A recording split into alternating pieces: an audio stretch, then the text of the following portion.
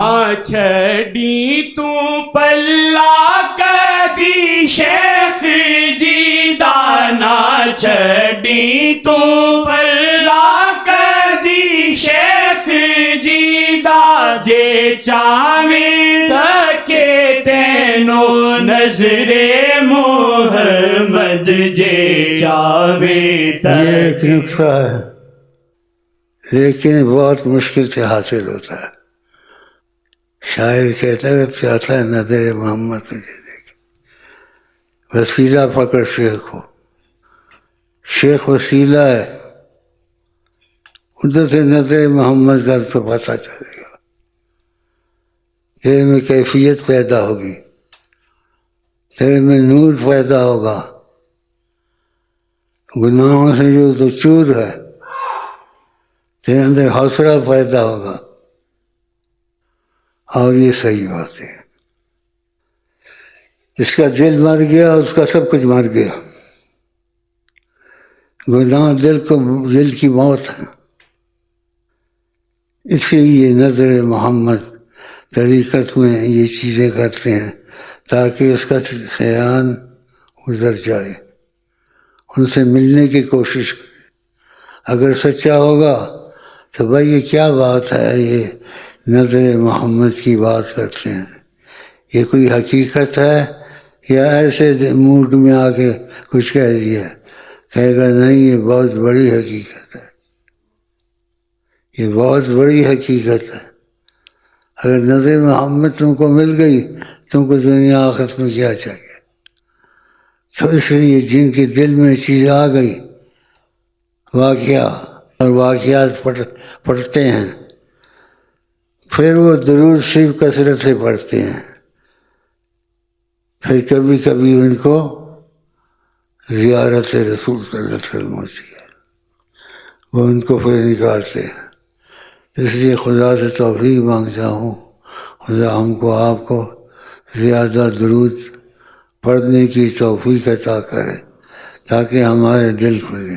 دیکھو دل تنگ پڑتا ہے، آدمی کہتا ہے ریڈیو چلاؤ، پھر کہتا ہے کچھ اور کرو، پھر کہتا ہے کچھ اور کرو، اس کے دل کو سکون نہیں ملتا. اس کے بعد دنیا میں سب کچھ کر کے آخر میں خودکشی کر کے مر جاتے ہیں، حرام موت مر گیا. اس لیے قرآن بھی شفا ہے، حدیث بھی شفا ہے، اللہ کا ذکر بھی شفا ہے. تو یہ وظیفوں کو نہ چھوڑا کریں، اس کو بڑی سختی سے پکڑیں اور وقت کو بچائیں. جو وقت پر بچے، اگر نبی سے ملنا ہے تو درود شریف پڑھنا شروع کر دیں. اور یہ چیز ضروری نہیں کسی کی اجازت ہو. خدا نے کہا میں خود درود پڑھتا ہوں، میں نبی سے اس کی محبت کرتا ہوں، میں خدا ہو کر خود درود پڑھتا ہوں.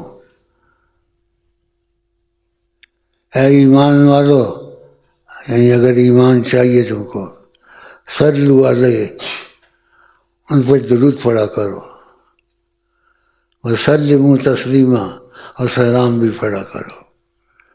تو یہ ہمت کریں، تھوڑا ہمت کرنے سے کچھ ہوگا. سننے سنانے سے کتابیں سڑ گئیں، بوسیدہ ہو گئی، کوئی فائدہ نہیں.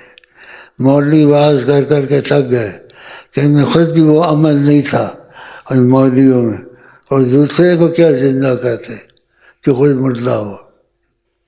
تو علم کو اپنی معیشت بنا لیتے تھے، روزگار کا مسئلہ. جو دن جائے گا وہ پھر نہیں آئے گا. یا تھا گھر میں کیا کام کروں. آقا جی نے ایک صحابی کو کہا کن فی الدنیا کانک غریب او عابر سبیل. اگر دنیا میں رہنا ہے تو ایسا رہ کانک غریب، تو غریب آدمی ہے، او عابر سبیل، یا مسافر ہے، راہگیر ہے. دنیا میں ایسے رہنا ہے. کس نے کہا؟ بڑی سرکار حضرت محمد مصطفیٰ صلی اللہ علیہ وسلم. تو اس کو ایک صحابی ملنے گیا اس کا دوست، دیکھا بیٹھا ہوا فکر میں رو رہا تھا اور پریشان تھا۔ اس نے سے پوچھا کیا بات ہے، کیا پریشانی ہے؟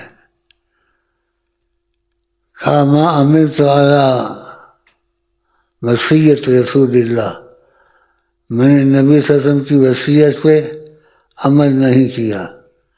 کیا وصیت تھی؟